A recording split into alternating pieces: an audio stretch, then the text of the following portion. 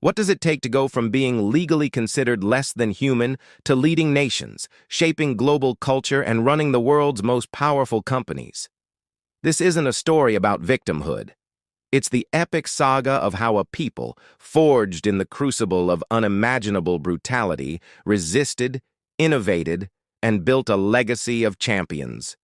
This is the story of how the oppressed became the architects of their own greatness. The story of the Black journey in America begins not with weakness, but with a profound and unyielding spirit of resistance. Long before the official history books were written, a narrative of defiance was being etched into the very soul of a people. While the system of chattel slavery, which began with the forced arrival of Africans in 1619, was designed to strip away humanity, it inadvertently forged a will of iron. This resistance wasn't always loud. It was often a quiet, burning ember. It was the intellectual rebellion of learning to read and write in secret, a forbidden act that opened worlds beyond the plantation's confines. It was the spiritual resistance that gave birth to the Black Church, a sanctuary where faith and freedom intertwined. The African Methodist Episcopal Church, founded by Richard Allen in 1816, became more than a place of worship.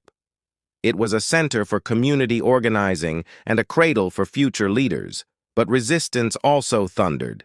The abolitionist movement, which gained momentum in the 1830s, was fueled by the powerful voices of those who had endured slavery's horrors firsthand.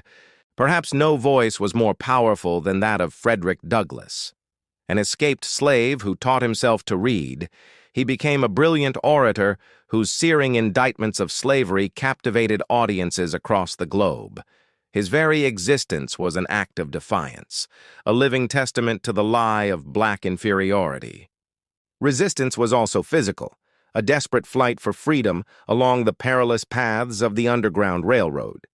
This clandestine network of safe houses and secret routes was more than a path to the north.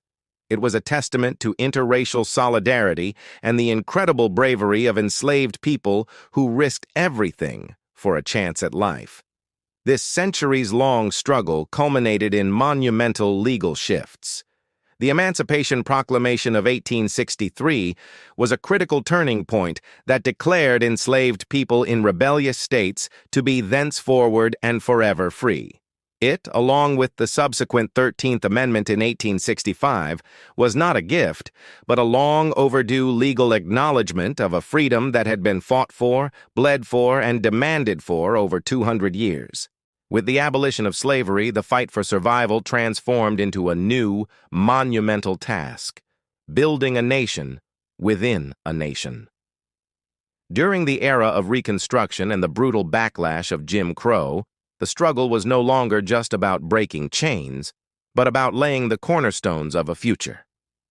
This was the era of institution building, where communities created the pillars of Black society against all odds. Education became the new frontier of empowerment. Despite overwhelming obstacles, the thirst for knowledge was unquenchable.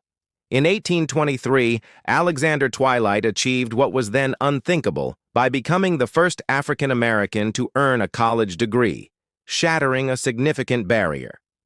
This was not an isolated event, but the start of a movement.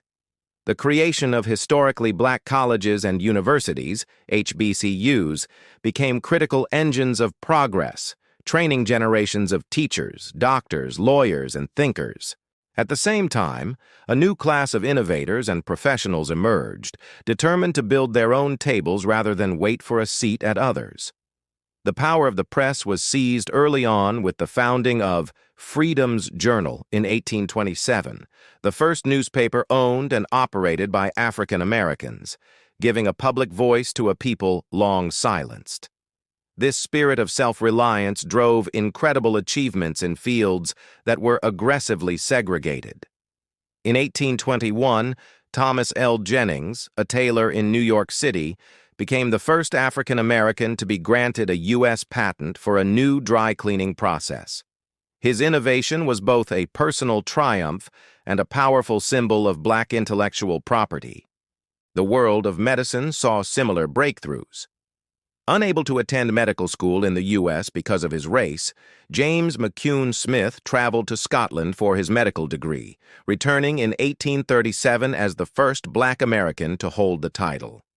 He didn't just open a practice. He used his platform to fight for abolition and racial equality, proving that professional success and social justice were inextricably linked.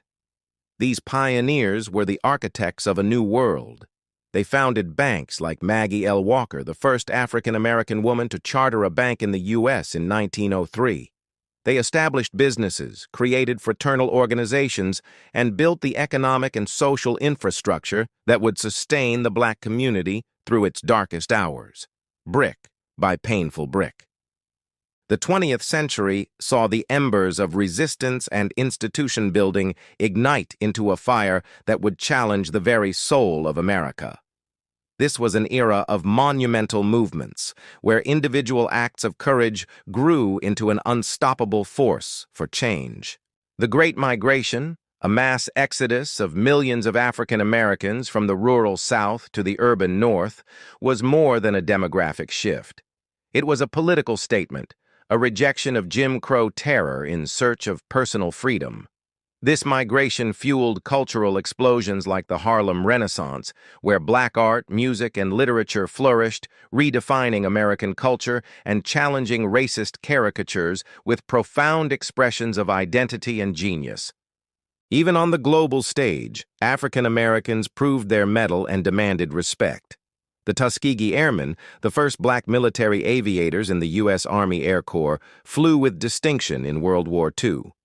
Despite facing segregation within their own military, their heroism in combat helped pave the way for the desegregation of the armed forces. Then came the civil rights movement of the 1950s and 60s, a stunning display of strategic, nonviolent protest that captured the world's attention. It was a movement defined by iconic moments of defiance.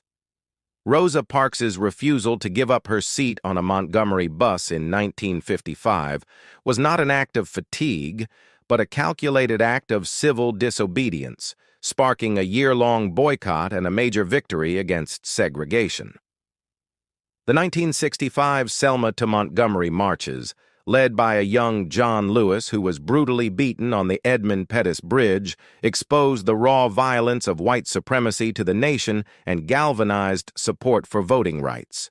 Under the leadership of Dr. Martin Luther King, Jr., the movement achieved its most significant legislative victories, the Civil Rights Act of 1964 and the Voting Rights Act of 1965.